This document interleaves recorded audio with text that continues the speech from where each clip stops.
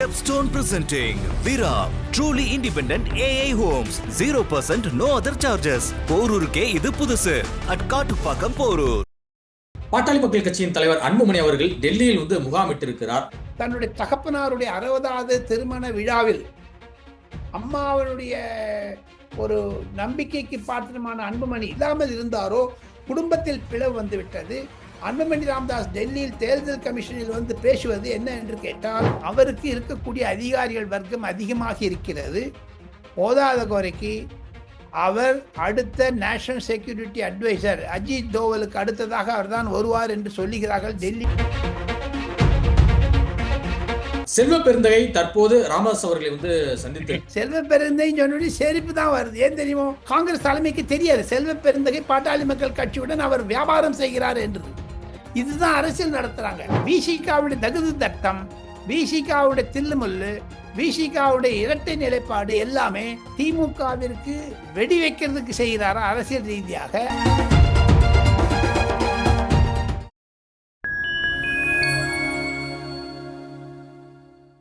Point media நேயர்களுக்கு வணக்கம். நான் உங்கள் சங்கீபுகன். நம்ம சிறப்பு நிகழ்ச்சியில் நம்மோடு இணைந்திருக்கிறார் மதிப்பிற்குரிய மூத்த பத்திரிகையாளர் திரு டெல்லி ராஜகோபாலன் அவர்கள். வணக்கம் சார்.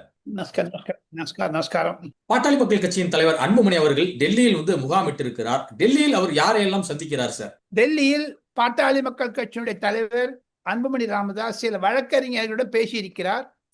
அமித்ஷாவுடைய நெருக்கமான இருக்கக்கூடிய பாஜக தலைவர்களும் சில வழக்கறிஞர்களும் அமித்ஷாவினுடைய யோசனையின் மூலம் அவருக்கு ஒரு பிரீஃபிங் தராங்க. அதையும் தவிர நான் கேள்விப்படுவது என்ன, அன்புமணி ராமதாஸ் தன்னுடைய இல்லத்தை காலி செய்தாக வேண்டும். ராஜ்யசபா பதவி முடிந்த பிறகு அவர் வீடை காலி பண்ணுவதற்கு முன்னதாக சில லாரிகளில் தன்னுடைய பர்சனல் சொத்துக்களை எல்லாம் சென்னைக்கு எடுத்துவதற்காக வந்திருக்கிறார் என்று கேள்விப்பட்டேன். அவருடன் வந்திருக்கக்கூடிய சில வழக்கறிஞர்கள் டெல்லியில் எலெக்ஷன் கமிஷனை பார்க்கிறோம் சொல்றாங்க. இது வரைக்கும் அவர் சைலண்டா தான் இருக்காரு. எப்பொழுது தன்னுடைய தகப்பனாருடைய 60வது திருமண விழாவில் அம்மாவனுடைய ஒரு நம்பிக்கைக்கு பாத்திரமான அன்புமணி வராமல் அந்த குடும்பத்தை போட்டோவில் அன்புமணி இல்லாமல் இருந்தாரோ குடும்பத்தில் பிளவு வந்துவிட்டது.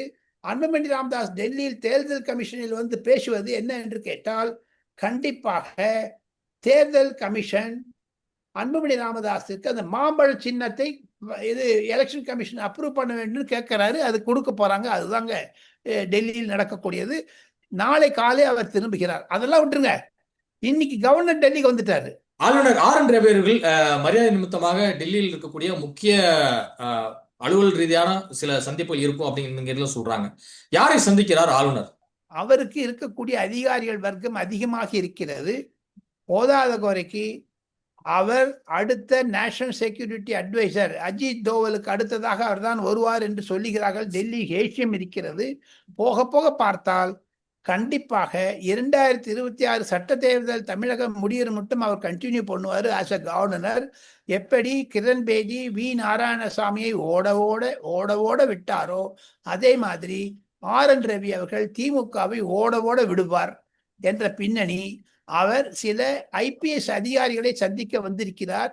அவருடைய பயணம் 3 நாள் இங்கு இருப்ப போவதாகத்தான் அவருடைய தகவல் தெரிவிக்கிறது.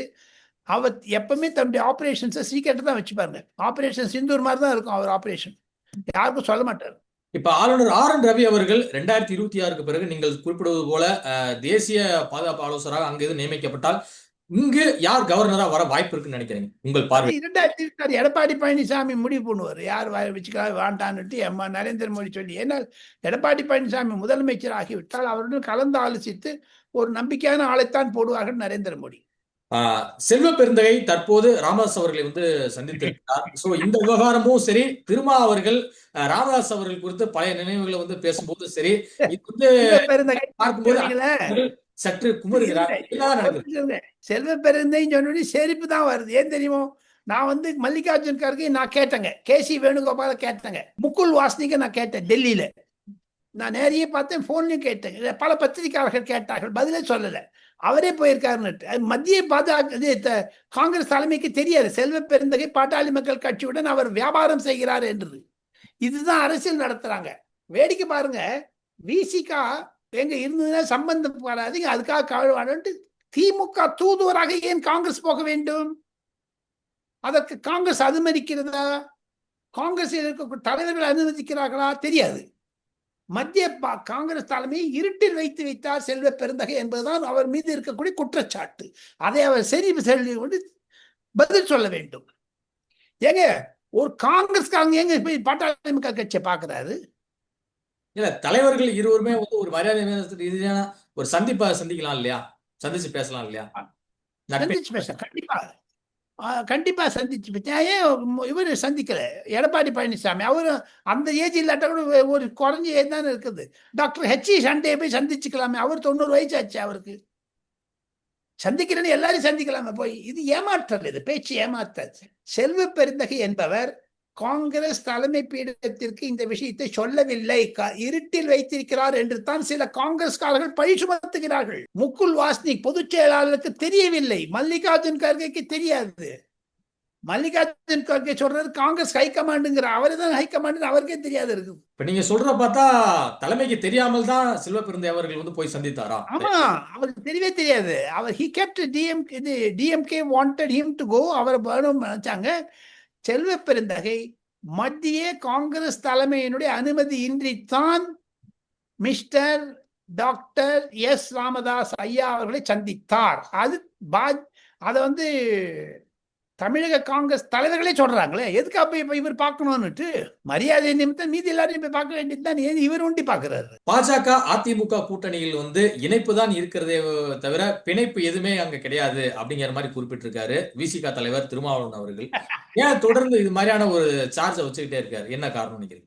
காரணம் என்ன என்று கேட்டால், திராவிட முன்னேற்ற கழகத்திடமிருந்து பிணிப்பு தளர்கிறது விசிகாவிற்கு. திராவிட முன்னேற்ற கழகத்தில் அவர்கள் பிணிப்பாக இருக்கிறார்களா? ஏன் அதை அர்ஜுனா விரட்டி அடிச்சாரு? திமுகவுடைய அழுத்தத்தினால் தானா?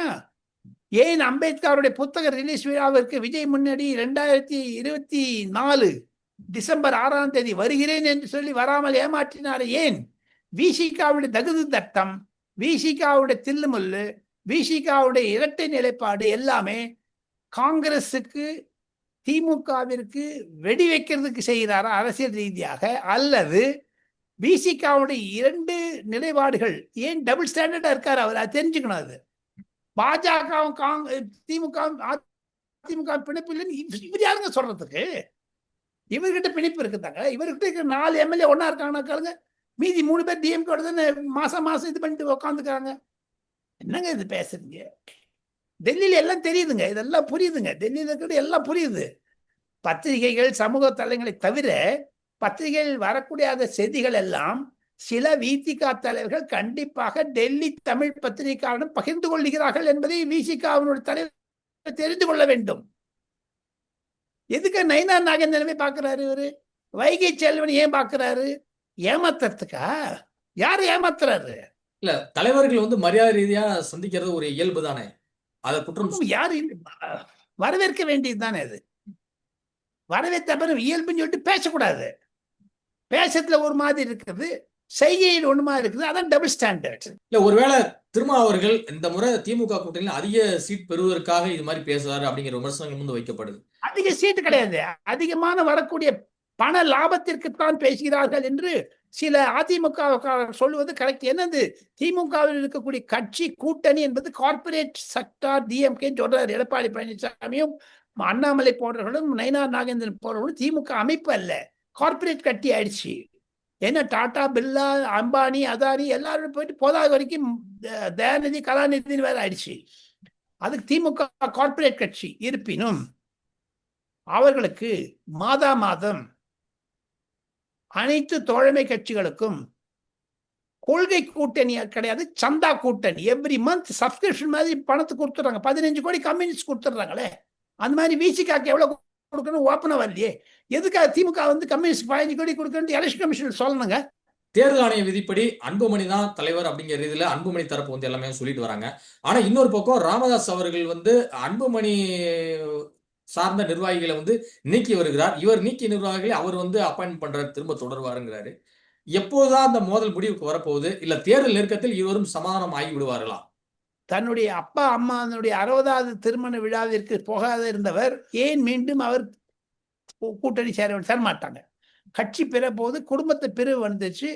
கண்டிப்பாக அன்புமணி ராமதாஸ் சொல்லுவது மாதிரி திமுக தான் பாமகவை உடைத்தது என்று சொல்லுகிறார். அது உண்மை. ஒன்று சேர மாட்டார்கள்.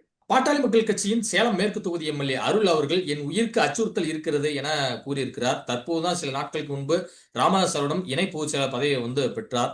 தற்போது இப்படி அவர் பேசுவது என்பது பாட்டாளி மக்கள் கட்சி தொண்டர்களிடம் ஒரு குழப்பத்தை ஏற்படுத்தி இருக்கிறதா? அது அவருக்கு உயிர் தொல்லை என்பது அன்புமணி ராமதாஸ் மூலம் வருதுன்னு சொல்றாரா? தமிழ்நாடு போலீஸ் பர்மிஷன் கேட்கிறாரா? இல்ல திமுக மூலம் வருதுன்னு சொல்றாரா? பொதுமக்கள் வாழ்க்கையில் வந்த பிறகு வற்புறுத்தல் இருக்கத்தான் இருக்கும் குகன்.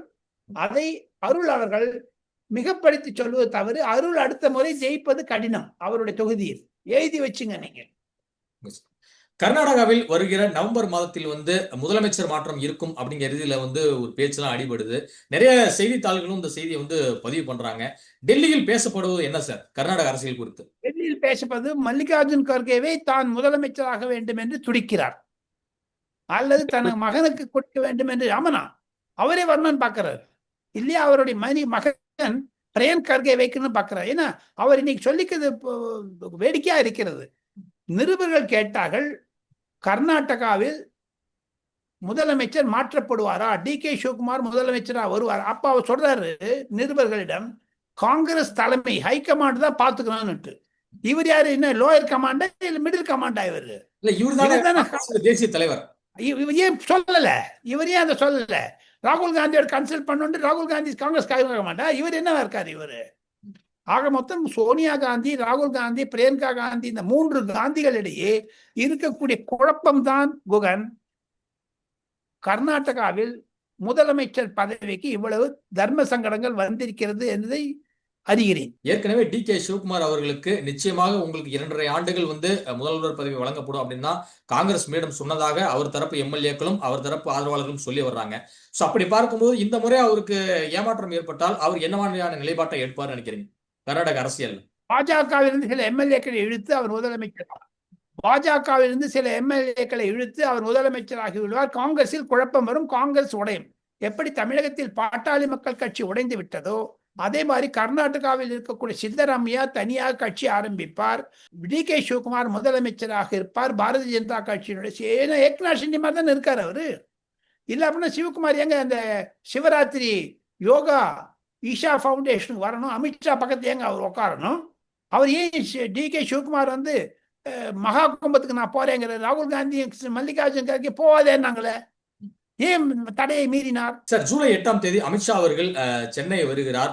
எடப்பாடி பழனிசாமி நிச்சயமா சந்திப்பார்னு ஏற்கனவே சொல்லியிருந்தீங்க. வேறு எந்த தலைவர்கள் எல்லாம் சந்திக்க இருக்கிறார் சார் மத்திய உள்துறை அமைச்சர் அமித்ஷா? கண்டிப்பாக தமிழகத்தில் அன்புமணி ராமதாசுடன் அன்று முதல் முறையாக வெளியே பத்திரிகைகளுக்கு பேட்டி கொடுப்பார். தமிழகத்தில் திராவிட முன்னேற்ற கழக அரசாங்கத்தை பூண்டோடு ஒழித்து உரைப்பேன் என்று ராஜ்யசபாவில் அவர் சொன்னதைத்தான் இன்றும் கடைபிடிக்கிறார். டெல்லியில் பல நிருபர்கள் கூட்டத்தில் அமித்ஷா அவர்கள் தமிழகத்தில் முதலீடு இல்லை, தமிழகத்தில் வன்முறை அதிகமாகிவிட்டது, தமிழகத்தில் 35,000 கோடி ரூபாயான ஊழல் என்போர்ஸ்மெண்ட் டைரக்டரேட் மூலமாக கண்டடிக்கப்பட்டிருக்கிறது, சாராய ஊழல், அதை தவிர ட்ரக் ஊழல் என்றெல்லாம் சொல்லுகிறாரே, அதை முன்வைத்து செய்வார். கண்டிப்பாக இது ஒரு மேகா கூட்டணியாகத்தான் இருக்கும் என்று அமித்ஷா தரப்பினர் சொல்லுகிறார்கள் டெல்லியில். இதுவரை உங்கள் பல்வேறு கருத்துக்களை எங்களோட